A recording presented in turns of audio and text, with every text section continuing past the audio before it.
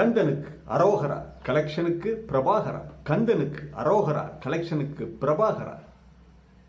இனி நாம் தமிழர் கட்சியினுடைய கலெக்ஷன் என்ன ஆகும்? லண்டன்ல தான் வன்முறை வெடித்து பரவி கொண்டிருக்கிறது. வெளியே ஓடுங்கடா, ஒண்ட வந்த பிடாரியெல்லாம் ஊரு பிடாரியோட விரட்ட பாக்குறீங்க, ஓடுங்கடா உங்க ஊருக்கு அப்படின்னு சொல்லி லண்டனிலே வெள்ளைக்காரர்கள் வீதிக்கு வந்து போராடுகிறார்கள். வீதியில இறங்கிட்டாங்க. இவர்களுடைய நிலை என்ன ஆக போகிறது? லண்டனிலே மட்டுமல்ல, ஐரோப்பா முழுவதும் வலதுசாரி கொள்கைகள் மேலோங்கி மண்ணின் மைந்தர்களுடைய உரிமைகள் பறிக்கப்பட்டவுடன் அந்த மண்ணின் மைந்தர்கள் வீதிக்கு வந்திருக்காங்க. எதனால வந்தாங்க? அண்ணன் நாம் தமிழர் சீமான் அவர்களுடைய வசூல் வேட்டை ஏன் குறைய போகிறது, வசூல் வேட்டை முன்றாக நிற்குமா என்பதையெல்லாம் பார்க்க போகிறோம். லண்டன் வன்முறை எந்த அளவில் இருக்கு, இனி என்ன நடக்கும், இது அமெரிக்காவில் எப்படி, என்ன மாதிரியான அமெரிக்க தேர்தலில் என்ன ரியாக்ஷன் பண்ணும் என்கிறதெல்லாம் பார்க்கலாம். இது வாய்ஸ் ஆஃப் தமிழ் வழங்கும் பேச்சு சேனல். நண்பர்கள் அனைவருக்கும் வணக்கம். லண்டனில் கடந்த ஜூலை 30 தொடங்கிய இந்த போராட்டம் சிறிய ஒரு பொறியாக ஆரம்பித்தது. 3 குழந்தைகளை கொன்றுவிட்டதாக ஒரு இஸ்லாமியர் என்றும் அவர் ஒரு இஸ்லாமியர் என்று சொல்லி அந்த வதந்தி கிளப்பப்பட்டதாக சொல்றாங்க. அதன் பிறகு கட்டுக்கடங்காத வன்முறை. இந்த வன்முறை என்பது அந்த குழந்தைகளுக்காக இல்ல, ஆசிய குடியேறிகளுக்கு எதிராக. ஆசியாவில் இருந்து குடியேறி அங்கே இருக்கிற பூர்வீக லண்டன் வாசிகள் இந்த லண்டனுக்காக, இங்கிலாந்திற்காக பல்வேறு கட்ட தலைமுறையாக பல்வேறு இனக்குழுக்களோடு போராடி பல்வேறு நாடுகளிலே காலனிகளை உருவாக்கி ரத்தம் சிந்தி பல்வேறு நாடுகளிலே விஞ்ஞான வளர்ச்சியை கொண்டு வந்து அங்கே உள்ளவர்களோடு போராடி ரத்தம் சிந்தி ஆட்சியை பிடித்து இதெல்லாம் செய்த வெள்ளைக்காரர்களை ரொம்ப ஈஸியா போய் மைக்ரேஷன் ஆகி போய் அவனுக்கிட்ட இருந்த வேலை வாய்ப்பை தட்டி பறித்து எல்லாத்தையும் பண்றானுங்க. இந்த முக்கியமாக யாழ்ப்பாணத்திலிருந்து புலம்பெயர்ந்து போயிருக்கிறாங்கல்ல இவர்கள், பாகிஸ்தானில் இருந்து போயிருக்கிறவர்கள், இவர்கள் செய்கின்ற அட்ராசிட்டி, இவர்கள் செய்கின்ற இந்த அவர்களுக்கு பிடிக்காத, வெள்ளையர்களுக்கு ஒத்து வராத பல்வேறு விஷயங்களை செய்து இப்பொழுது மாட்டிக்கொண்டிருக்கிறார்கள். ஈஸ்ட்ஹாம் தான் இந்த ஈழத்தமிழர்கள் அதிகமாக வாழ்கின்ற இடம். அங்கேதான் பரவி இருக்கு. 30 பரவியது இப்பொழுது ஈஸ்ட்ஹாமை நெருங்கி கொண்டிருக்கிறது. ஈஸ்ட்ஹாமுக்குள்ள நுழைஞ்சிருச்சு ஆர்ப்பாட்டம் என்று சொல்லுகிறார்கள். வீதிக்கு வந்து விட்டார்கள் வெள்ளையர்கள். எங்கே பார்த்தாலும் அடிதடி வன்முறை கட்டவிழ்த்து விடப்பட்டிருக்கிறது. நீங்க பார்க்கலாம் எல்லா ஊடகங்களையும், அதாவது அல் ஜசீராவிலிருந்து பிபிசியிலிருந்து எல்லோருமே காட்டிக் கொண்டிருக்கிறார்கள் தினமும். நம்முடைய ஊடகங்கள் பெரிதாக காட்டவில்லை. இவர்கள் இங்கே இருந்து சம்பாதிக்க போனாங்கல்ல, குடியேறிகளாக சென்றவர்கள் பல்வேறு ஆப்பிரிக்க நாடுகளில் இருந்து குடியேறிகளாக நிறைய ஆப்பிரிக்கர்கள். ஆனால் அவர்கள் எல்லாம் இங்கிலாந்து மக்களோடு லண்டன் மக்களோடு கலந்து வாழ்றாங்க. அங்கே உழைக்கிறாங்க, அங்கே செலவழிக்கிறாங்க. ஒரு கால்பந்தாட்டம் பார்க்க போறாங்க, பணம் கொடுத்து வாங்கி கால்பந்தாட்டம் பார்க்க போறாங்க. பணம் கொடுத்து டிக்கெட் வாங்கி ஒரு பேஸ்கெட் பால் மேட்ச் பார்க்க போறாங்க. பணம் கொடுத்து டிக்கெட் வாங்கி அங்கே இருக்கிற வெள்ளையர்கள் நடத்துகின்ற ஹோட்டலுக்கு போறாங்க, எதை வேணாலும் சாப்பிட்றாங்க. இந்த கும்பல் அப்படி இல்லை. கோடி கோடியா குமிச்சு வச்சிருக்காங்க. வாயை கட்டி வைத்த கட்டி கஞ்ச பயல்க எதையுமே செலவழிக்க மாட்டாங்க. வாயை கட்டி வைத்த கட்டி கோடி கோடியா அவர்களுடைய பணத்தை குவித்து வைத்துக் கொண்டு இவனுங்க எந்த செலவு பண்றதில்லை.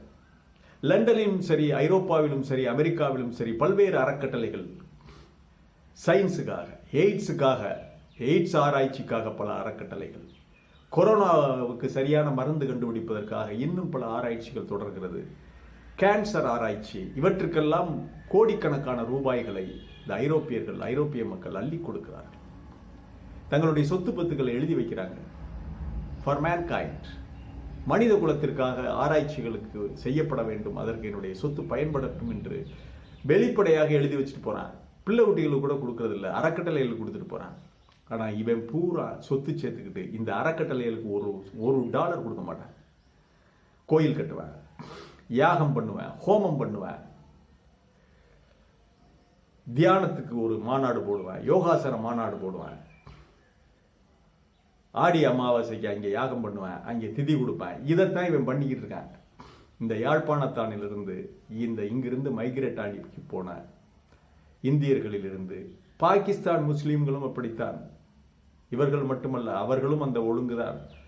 ஒரு பைசா, ஒரு டாலர் இந்த மனித குலத்தின் மேன்மைக்காக நடத்தப்படுகின்ற ஆராய்ச்சிகளுக்கு இவர்கள் கொடுக்க மாட்டார்கள். சரி, அதை விடுங்க. அவங்களோட சேர்ந்து போய் ஒரு மேட்ச் பார்க்கறது, இவர்களுடைய பணத்தை கொடுத்து வெள்ளையர்கள் நடத்துகின்ற எந்த விழாக்களிலும் போய் கலந்து கொண்டு டிக்கெட் வாங்க மாட்டாங்க. தனியாக இருப்பாங்க. பணத்தை சம்பாதிச்சு பேக்கில் போட்டுக்கிட்டு தனியாக இருப்பாங்க. இதையெல்லாம் பார்ப்பான்ல. இப்போ அமெரிக்காவில் இருக்கிறான் ஒரு வெள்ளையர்கள் 4 நண்பர்கள் இருக்காங்க. போய் ஒரு பப்பில் உட்காந்து, ஒரு பாரில் உட்காந்து, ஒரு கேஷினோவில் உட்காந்து ஆடிக்கிட்டு இருக்கையில் சீட்டை பார்த்துட்டு ஒரு வைன் சாப்பிட்டுக்கிட்டு, அவனுடைய பண்பாடு அது. வைன் சாப்பிட்டுக்கிட்டு சீட்டாடுறான். அப்போ பேசுவான், என்னுடைய பாட்டனார் அமெரிக்க சிவில் வாரில் பிழைத்த ஒரே நபர் என்னுடைய பாட்டனார், அவருடைய வாரிசு நாம. ஒருத்தன் சொல்லுவான், அமெரிக்க சுதந்திர போரில் எங்கள் குடும்பமே அழிந்தது, எங்கள் பாட்டனார் ஒருத்தர் தப்பிச்சார், எங்கள் பாட்டி ஒருத்தர் தப்பிச்சாங்க, அவங்கள்ட்ட இருந்து வந்ததுதான் நான் அப்படின்னு சொல்லி. நாமெல்லாம் இப்படி இருக்கிறோம். இந்த இந்தியர்கள் இந்த பாகிஸ்தானியர்கள் இவ்வளவு பெரிய பணக்காரமையில இருக்காங்களே, இவங்க எப்படா வந்தாங்க, எந்த சுதந்திர போரில் கலந்துக்கிட்டாங்க அப்படின்னு கேட்பாங்க. ஆப்பிரிக்க நீக்ரோக்கள் ரத்தம் சிந்திருக்காங்க. அவங்க நிறைய உயிரிழப்புகளை சந்தித்திருக்கிறார்கள். குறிப்பாக அமெரிக்காவை உருவாக்கியதே அவர்கள்தான். காணிகளை திருத்தியது அவர்கள்தான். அமெரிக்காவை உருவாக்கியது ஆப்பிரிக்கர்களும் அமெரிக்கர்களும் வெள்ளையர்களும். பூர்வகுடி இந்தியர்களை இவர்களும் கொன்றார்கள், அவர்களும் இவர்களை கொன்றார்கள். படாத பாடுபட்டு கொஞ்சம் கொஞ்சமா போய் கௌபாய் படங்கள் பார்த்தா போதும், காடுகள் மலைகளை போய் குடியிருந்துக்கிட்டு தண்ணிக்காக படாத பாடுபட்டு அந்த நிலங்களை திருத்தி அதில் கால்நடைகள் வளர்த்து அதில் மக்காச்சோளம் பயிரிட்டு இப்படியெல்லாம் இவர்கள் அமெரிக்காவை உருவாக்கி பல 100 ஆண்டுகள் உருவாக்கி பல 100 ஆண்டுகள் பாடுபட்டு கட்டமைத்தால் இப்போ ஈஸியாக கமலா ஹாரிஸ், யாரோ அவங்க அம்மா கமலாவா இங்கே சென்னை, அவங்க அப்பா அந்த ஜமைக்காவா, அவங்களுக்கு பிறந்தாங்களா அந்த அம்மா, ஈஸியாக இப்போ அமெரிக்கன் பிரசிடென்ட்டுக்கு அடிக்கிறாங்க. இதையெல்லாம் பார்ப்பார்கள் அவர்கள். ஆப்பிரிக்க நீக்ரோக்களுடைய பங்களிப்பு நிறைய, ஸ்போர்ட்ஸில் நிறைய பங்களிப்பு. வெள்ளையர்கள் செலவழிக்கிறதுக்கு ஈக்குவலாக அந்த நாட்டு பொருளாதாரத்திற்கு அவர்களும் பங்களிக்கிறார்கள், அவர்களும் செலவழிக்கிறார்கள் அமெரிக்கர்கள். இதில் செலவழிக்காத கும்பல் லண்டன்லையும் சரி, ஐரோப்பாவிலும் சரி, அமெரிக்காவிலும் சரி, இந்த இந்திய கும்பலும் பாகிஸ்தான் கும்பல், இந்த ஆசிய நாட்டுக்காரர்கள் அவங்களுக்குள்ள பணத்தை சேர்த்து பாக்கெட்டில் வச்சுக்கிட்டு ஒரு அறக்கட்டளைக்கு, ஒரு மனித குலத்திற்காக ஆராய்ச்சி செய்கின்ற எந்த ஒரு அறக்கட்டளைக்கும் $1 கொடுக்க மாட்டான். இவன் அங்கே யாகம் பண்ணுவேன், அங்கே கோயில் கட்டுவேன், பூசாரியை கொண்டாந்து பூஜை பண்ணுவேன், சந்தியாவந்தனம், நான் சந்தியாவந்தனம் பண்ணுறதுனால தான் அங்கே சூரியனே உதிக்குதுன்னு புருடா விட்டுக்கிட்டு இருப்பேன். இங்கே சந்தியாவந்தனம் பண்ணலைன்னா சூரியன் உதிக்காதம்பியா. நியூசிலாந்தில் சூரியன் உதிப்பதற்கும் இந்த சந்தியாவந்தனம் தான் காரணம். எப்படியெல்லாம் புருடா விட்டு கொண்டு அதற்கு செலவழித்து கொண்டு அந்த யாகங்கள், ஹோமங்கள், இந்த மாதிரி அலக்குடுப்புகளுக்கெல்லாம் செலவழித்து கொண்டு இவர்கள் அதுக்கு தாராளமாக செலவழிப்பார்கள். பித்ருக்களுக்கு திதி கொடுத்துட்டா நமக்கு சொர்க்கம், இவனுக்கு என்ன சொர்க்கம் கிடைக்குதுன்னு உனக்கு ஒரு NOC கொடுத்துட்டா போதும், அதற்கு அள்ளி கொடுப்பார்கள். ஆனால் மனித குலத்திற்காக நடத்தப்படுகின்ற இந்த பரிசோதனைகளுக்கு, ஆராய்ச்சிகளுக்கு ஒரு $1 கொடுக்க மாட்டான். அமெரிக்காவிலையும் சரி, இங்கேயும் சரி. இதையெல்லாம் பேசுவாங்கல்ல. இப்போ ரஷ்யன் இங்கே இருக்க, அமெரிக்காவில் மிகப்பெரிய குடியிருப்பு இருக்கு, ரஷ்ய குடியிருப்பு, மிகப்பெரிய குடியிருப்பு அமெரிக்காவில் இருக்கு, சாதாரணமாக இல்லை. ஆனால் அவர்கள் அந்த அமெரிக்க தேர்தலில் கலந்துக்கிறது இல்லை. அவங்க கலந்துக்கிற மாட்டாங்க சார். அவங்க சம்பாதிப்பாங்க, நல்ல வாழ்க்கை, சந்தோஷமா இது பண்ணுவாங்க. ஆனால் இந்த நிலம், இந்த உரிமை அமெரிக்கர்களுக்கு அப்படின்னு அவங்க எல்லா பங்களிப்பும் பண்றாங்க, எல்லாத்திலையும் கலந்துக்கிறாங்க. விளையாட்டுகள் எல்லாத்திலையும் உங்களோட அமெரிக்கர்களோடு கலந்து இது பண்றாங்க. ஆனால் அங்கே போறதே இல்லை. ஏன்? ஐரோப்பியர்கள் பெரும்பாலும் ஐரோப்பிய நாடுகள்ல இருந்து போய் இருக்கிறவங்க எல்லோருமே அப்படி இருக்கிறாங்க. ஆனால் இந்த ஆசிய குடியேறிகள் மட்டும் நண்டு கொளுத்தா வலையில தங்காதுங்கிற கதையாக உடனடியாக நீ போக வேண்டியது 10-20 வருஷம் இங்கே வேலை செய்ய வேண்டியது, பணத்தை சேர்க்க வேண்டியது, 10 பேர்கிட்ட நைஸாக நல்லா பழக வேண்டியது, தேனொழுக பேச வேண்டியது, ஒரு செனட்டர் ஆக வேண்டியது, அப்புறம் நான் டைரக்டாக நான் அதிபராகுவேன். உன் குடும்பம், உன் மூதாதையர்கள் அமெரிக்காவிற்காக எந்த உயிர் தியாகத்தை செய்தார்கள் நம்ம கேட்பான்ல, அதைத்தான் இப்போ கேட்க ஆரம்பிச்சுனா. அந்த கேட்க ஆரம்பித்ததின் விளைவுதான் லண்டன்ல போட்டு அடிக்கிறார். அமெரிக்காவில் மட்டும் கமலா ஹாரிஸ் வந்துவிட்டால் மிகப்பெரிய உள்நாட்டு குழப்பம், உள்நாட்டு போர் தொடங்க. தொட்டதுக்கெல்லாம் வீதிக்கு வரவன் வெள்ளக்காரன். இந்த அம்மா சாதாரணமாக நினைச்சுக்கிட்டு இருக்காங்க. இதுக்கு ஒரு வலதுசாரி தத்துவத்தை சொல்றது, இடதுசாரி தத்துவம். அந்த அம்மா இடதுசாரியா? என்னத்தை இடதுசாரி? இடதுசாரி சிந்தனை கொண்டவர்களாம் அந்த அம்மா கமலா ஹாரிஸ். அதற்கு தூக்கி பிடிக்கிறதுக்கு இந்த மருதையன் மாதிரி ஆளுக பேசிக்கிட்டு இருப்பாங்க. இடதுசாரின்னு சொல்லிட்டா, டிக்ளேர் பண்ணிட்டா அந்த அம்மா இடதுசாரியா? அமெரிக்காவுக்கு செய்த பங்களிப்பு என்ன அவங்க மூதாதையர்கள்? அதெல்லாம் ஒன்றும் கிடையாது. நேரம் வர வேண்டியது, நான் ஒரு இடதுசாரிங்க வேண்டியது டெமோக்ராட்டிக் கட்சியில் வச்சு வந்து நல்லா பேசி ஏமாற்றி சீட்டை வாங்கிட்டு உட்கார வேண்டியது. அதுதான் நடக்கிறது. இவர்கள் இந்த ஒற்றை மனிதர்கள், இந்த சிங்கிள் பர்சனாலிட்டிஸ் பண்ற அட்ராசிட்டி, இவர்களுக்கு தேவைப்படுகின்ற இந்த பந்தா, இந்த மரியாதை, இந்த பதவி வெறிக்காக அங்கே குடியேறி இருக்கிற ஆசிய நாட்டவர்களுக்கு இவர்கள் வினையை கொண்டு வருகிறார்கள். ஆசிய நாட்டவர்களுக்கு, இந்தியர்களுக்கு நெருக்கடியை உருவாக்குகிறார்கள். இந்த மாதிரி உள்ளவங்க அமெரிக்க சமூகம் எப்பொழுதுமே அது பிளவுபட்டுதான் நிற்கும்.